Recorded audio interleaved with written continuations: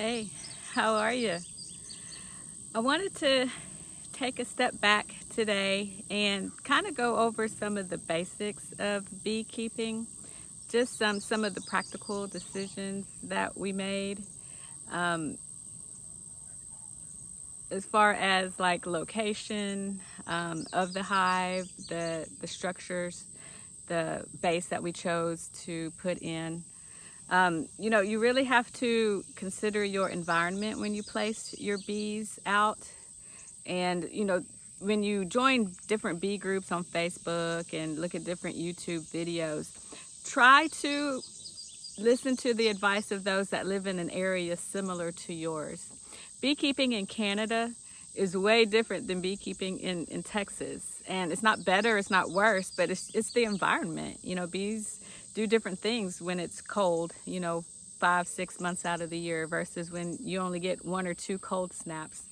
So I would suggest that we set up an operation that is taking into consideration the location of where we have our bees. And I think I've said this before, they're like in Jurassic Park. They're in the middle of nowhere. We intentionally wanted them to not interfere with any type of livestock operation. So they're not anywhere near any other livestock. So the area really is theirs.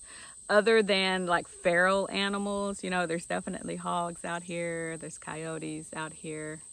I don't know if there's lions, tigers, bears, who knows? But we took all those factors into consideration when we placed the hive.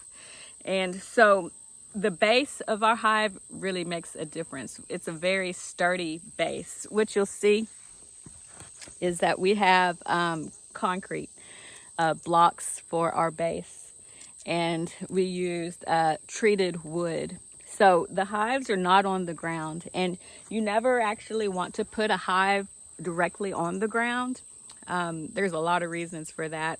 For us, we are in a flood area, so we don't want the hives to get flooded by any standing water.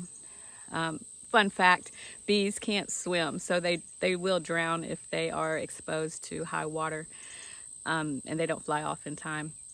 But there's other reasons as well why you want to keep your hives off the ground. Primarily, it's pest control. The other animals that want to get inside the hive, they have easier access if they're down on the ground. So you really just want to give them as much of an advantage as you can to deter animals, insects, ants, other bees, wasps, you name it. They're going to probably at some point try to get into the hive.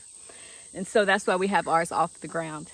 And we also have it attached by ratchet straps, and that's to be weather aware, wind, rain, different things that can happen. So each of our hives are securely attached with ratchet straps to this very, very heavy base. So they're not going anywhere. And that's a good thing. So we do try to be mindful of protecting the hive as much as you can. Honestly, most of managing any type of livestock, it's 30%, I would say, planning, preparation, monitoring.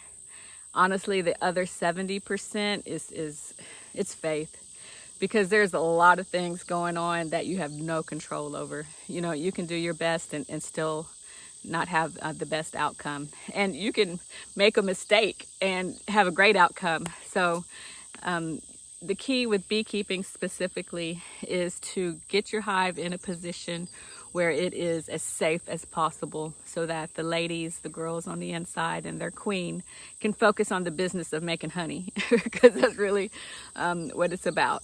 Getting those babies in there, that brood, getting that nectar, pollen stored, and then getting that honey produced. And so to set them up for that advantage so that they can do that, you want to make sure that they're safe and that they're secure. All right, well, I hope you're happy. The bees are doing great. They're definitely happy, and they're enjoying their second story condominiums. And we will catch y'all later. Bye.